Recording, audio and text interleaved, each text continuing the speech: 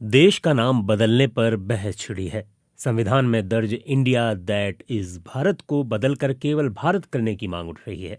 इस बारे में एक याचिका भी सुप्रीम कोर्ट में दाखिल हुई है, जिस पर बुधवार को अदालत ने सुनवाई की। याचिकाकर्ता की मांग थी कि इंडिया ग्रीक शब्द इंडिका से आया है और इस नाम को हटाया जाना चाहिए। याचिकाकर्ता ने अदालत से अपील की थी कि वो केंद्र सरकार को निर्देश दे कि संविधान के अनुच्छेद 1 में बदलाव कर देश का नाम केवल भारत किया जाए। सुप्रीम कोर्ट के चीफ जस्टिस एस.ए. बोबडे की अध्यक्षता वाली 3 सदस्यीय बेंच ने याचिका को खारिज करते हुए इस मामले में दखल देने से इनकार कर दिया। अदालत ने कहा कि संविधान में पहले से ही भारत का जिक्र है। संविधान में लिखा है इंडिया दैट इज भारत। सर्वोच्च अदालत ने कहा कि इस याचिका को संबंधित मंत्रालय में भेजा जाना चाहिए और याचिकाकर्ता सरकार के सामने अपनी मांग रख सकते हैं। ये कोई नई बात नहीं है, कई देश अपना नाम बदल चुके हैं। आइए जानते हैं कि भारत को कितने अलग अलग नामों से जाना जाता रहा है और उनके पीछे की कहानी क्या है। प्राचीन काल से भारत भूमि के अलग अलग नाम रहे हैं, मसलन जम्बूद्वीप, भारतखंड, हिमवर्ष, अजनाभ वर्ष, भारतवर्ष, आर्यव्रत, हिंद, हिंदुस्तान और इंडिया। मगर इनमें भारत सबसे ज्यादा लोकमान्य और प्रचलित रहा है।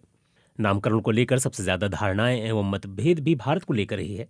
भारत की वैविध्यपूर्ण संस्कृति की तरह ही अलग अलग कालखंडों में इसके अलग अलग नाम भी मिलते हैं।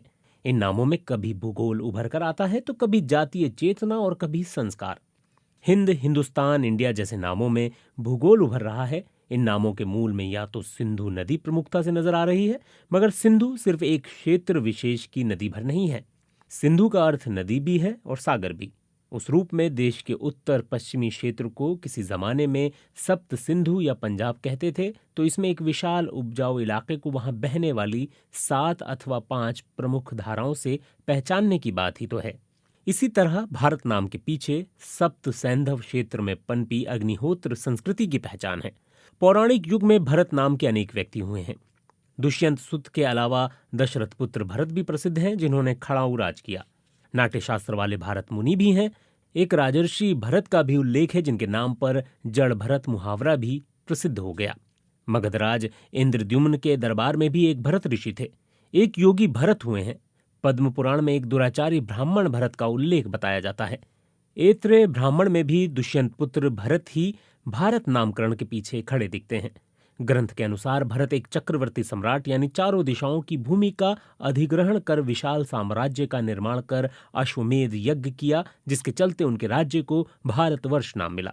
इसी तरह मत्स्य पुराण में उल्लेख है कि मनु को प्रजा को जन्म देने वाले स्वर और उसका भरण पोषण करने के कारण भरत कहा गया। जिस खंड पर उसका शासनवास था उसे भारतवर्ष कहा गया।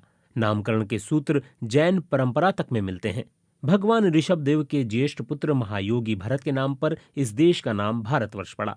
संस्कृत में वर्ष का एक अर्थ इलाका, बंटवारा, हिस्सा आदि भी होता है। आमतौर पर भारत नाम के पीछे महाभारत के आदि पर्व में आई एक कथा है। महर्षि कंव और अप्सरा मेनका की बेटी शकुंतला और पुरुवंशी राजा दुष्यंत के बीच गंधर्व विवाह होता है। इन दोनों के पुत्र का नाम भरत हुआ। ऋषि कंव ने आशीर्वाद दिया कि भरत आगे चलकर चक्रवर्ती सम्राट बनेंगे और उनके नाम पर इस भूखंड का नाम भारत प्रसिद्ध होगा। अधिकांश लोगों के दिमाग में भारत नाम की उत्पत्ति की ही यही प्रेम कथा लोकप्रिय है। आदि पर्व में आए इस प्रसंग पर कालिदास ने अभिज्ञान शाकुंतलम नामक महाकाव्य रचा। मूलतः ये प्रेमाख्यान है और माना जाता है कि इसी वजह से ये कथा लोकप्रिय हुई। दो प्रेमियों के अमर प्रेम की कहानी इतनी महत्वपूर्ण हुई कि इस महादेश के नामकरण का निमित्त बने शकुंतला दुष्यंत पुत्र यानी महाप्रतापी भरत के बारे में अन्य बातें जानने को नहीं मिलती। इतिहास के अध्येताओं का आमतौर पर मानना है कि भरतजन इस देश में दुष्यंत पुत्र भरत से पहले भी थे। इसलिए तार्किक है कि भारत का नाम किसी व्यक्ति विशेष के नाम पर न होकर जाति समूह के नाम पर प्रचलित हुआ। भरतजन अग्निपूजक, अग्निहोत्र व यज्ञ प्रिय थे। वैदिकी में भरत का अर्थ अग्नि, लोकपाल या विश्व रक्षक और एक राजा का नाम है। यह राजा वही भरत है जो सरस्वती घग्गर के किनारों पर राज करता था। संस्कृत में भर शब्द का अर्थ होता है युद्ध, दूसरा है समूह या जनगण और तीसरा अर्थ है भरण पोषण। जाने माने भाषाविद डॉक्टर रामविलास शर्मा कहते हैं कि ये अर्थ एक दूसरे से भिन्न व परस्पर विरोधी जान पड़ते हैं। अतः भर का अर्थ युद्ध और भरण पोषण दोनों हो तो ये इस शब्द की अपनी विशेषता नहीं है। भर का मूलार्थ गण यानी जन ही था। गण के समान वो किसी भी जन के लिए प्रयुक्त हो सकता था। साथ ही वो उस गण विशेष का भी सूचक था जो भरत नाम से विख्यात हुआ। दरअसल भरत जनों का वृत्तांत आर्य इतिहास में इतना प्राचीन और दूर से चला आता है कि कभी युद्ध, अग्नि, संघ जैसे आशयों से संबद्ध भारत का अर्थ सिमटकर महज एक संज्ञा पर रह गया, जिससे कभी दाशरथे भरत को संबद्ध किया जाता था तो कभी भारत की व्युत्पत्ति के संदर्भ में दुष्यंत पुत्र भरत को याद किया जाता है। किंतु हजारों साल पहले अग्निप्रिय भरतजनों की शुचिता और सदाचार इस तरह बढ़ा चढ़ा था कि निरंतर यज्ञ कर्म में करते रहने से भरत और अग्नि शब्द एक दूसरे से संपृक्त हो गए। भारत शब्द मानो अग्नि का विशेषण बन गया। संदर्भ बताते हैं कि देवश्रवा और देववात इन दो भरतों यानी भरतजन के दो ऋषियों ने ही मंथन के द्वारा अग्नि प्रज्वलन की तकनीक खोज निकाली थी। डॉक्टर रामविलास शर्मा के मुताबिक ऋग्वेद के कवि भरतों के अग्नि से संबंध की इतिहास परंपरा के प्रति सचेत हैं। भरतों से निरंतर संसर्ग के कारण अग्नि को भारत कहा गया। इसी तरह यज्ञ में निरंतर काव्य पाठ के कारण कवियों की वाणी को भारती कहा गया। ये काव्य पाठ सरस्वती के तट पर होता था, इसलिए ये नाम भी कवियों की वाणी से संबद्ध हुआ। अनेक वैदिक मंत्रों में भारती और सरस्वती का उल्लेख आता है। प्राचीन ग्रंथों में वैदिक युगीन एक प्रसिद्ध जाति भरत का नाम अनेक संदर्भों में आता है। ये सरस्वती नदी या आज के घग्गर के कछार में बसने वाला समूह था जो यज्ञ प्रिय अग्निहोत्र जन थे। इन्हीं भरत जन के नाम से उस समय के समूचे भूखंड का नाम भारतवर्ष हुआ। विद्वानों के मुताबिक भरत जाति के मुखिया सुदास थे। वैदिक युग से भी पहले पश्चिमोत्तर भारत में निवास करने वाले जनों के अनेक संघ थे, इन्हें जन कहते थे। इस तरह भरतों के इस संघ को भरतजन नाम से जाना जाता था। बाकी अन्य आर्य संघ भी अनेक जन में विभाजित थे। इनमें पुरु, यदु, तुर्वसु, तुरुत्सु, अनु, ध्रुयु, गांधार, विषाणिन, पख्त, केकय, शिव, अलिन, भलान, त्रित्सु और संजय आदि समूह भी जन थे। इन्हीं जनों में 10 जनों से सुदास और उनके त्रित्सु कबीले का युद्ध हुआ था। सुदास के त्रित्सु कबीले के विरुद्ध 10 प्रमुख जातियों के गण या जन लड़ रहे थे। इनमें पंचजन यानी पुरु, यदु, तुर्त्सु, अनु और द्रुयु के अलावा भालानस, अलिन, शिव, पख्त और विषाणिनी कबीले शामिल थे। इस महायुद्ध को महाभारत से भी 2500 वर्ष पूर्व हुआ बताया जाता है। साधारण सी बात है कि वो युद्ध जिसका नाम ही महाभारत है कब हुआ होगा। इतिहासकारों के मुताबिक ईसा से करीब 2500 साल पहले कौरवों पांडवों के बीच महासमर हुआ था। एक गृह कलह जो महासमर में बदल गई ये तो ठीक है, पर इस देश का नाम भारत है और 2 कुटुंबों की कलह की निर्णायक लड़ाई में देश का नाम क्यों आया? इसकी वजह यह है कि इस युद्ध में भारत की भौगोलिक सीमा में आने वाले लगभग सभी साम्राज्यों ने हिस्सा लिया था, इसलिए इसे महाभारत कहते हैं। दाशराग्य युद्ध इससे भी 2500 साल पहले हुआ बताया जाता है, यानी आज से 7500 साल पहले। इसमें त्रित्सु जाति के लोगों ने 10 राज्यों के संघ पर अभूतपूर्व विजय प्राप्त की। त्रित्सु जनों को भरतों का संघ कहा जाता था। इस युद्ध से पहले ये क्षेत्र अनेक नामों से प्रसिद्ध था। इस विजय के बाद तत्कालीन आर्यव्रत में भरत जनों का वर्चस्व बढ़ा और तत्कालीन जनपदों के महासंघ का नाम भारत हुआ, अर्थात भरतों का। स्पष्ट है कि महाभारत में उल्लिखित शकुंतला पुत्र महाप्रतापी भरत का उल्लेख एक रोचक प्रसंग है। अब बात करते हैं हिंद यानी हिंदुस्तान की।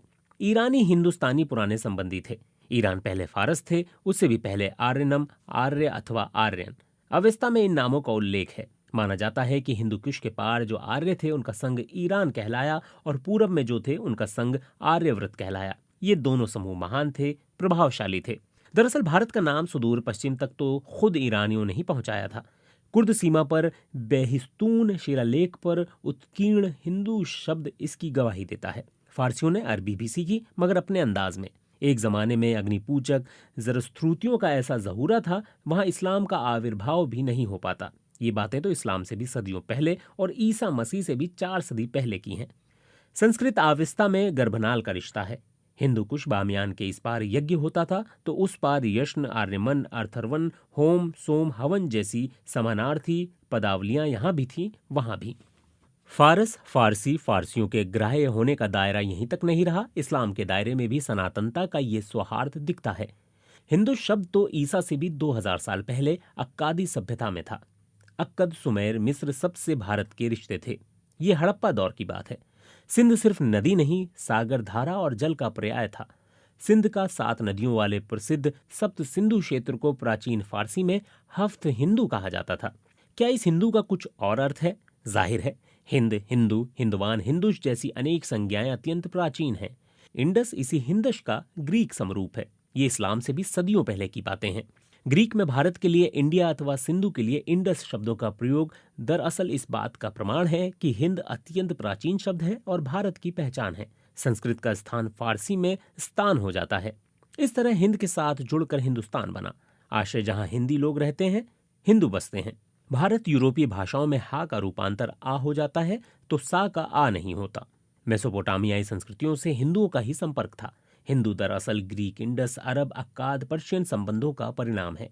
इंडिका का प्रयोग मेगास्थनीज ने किया। वो लंबे समय तक पाटलिपुत्र में भी रहा, मगर वहां पहुंचने से पूर्व बख्तर, बाख्तरी, गांधार, तक्षशिला इलाकों से गुजरा। यहाँ हिंद, हिंदवान, हिंदू जैसे शब्द प्रचलित थे। उसने ग्रीक स्वरतंत्र के अनुरूप उनके इंडस, इंडिया जैसे रूप ग्रहण किए। ये ईसा से 3 सदी और मोहम्मद से 10 सदी पहले की बात है।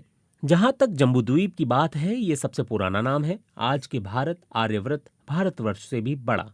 परंतु ये तमाम विवरण बहुत विस्तार भी मांगते हैं और इन पर अभी गहन शोध चल रहे हैं।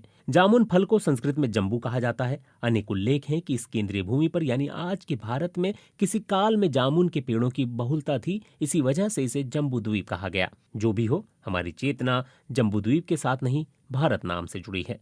भरत संज्ञा की सभी परतों में भारत होने की कथा खुदी हुई है।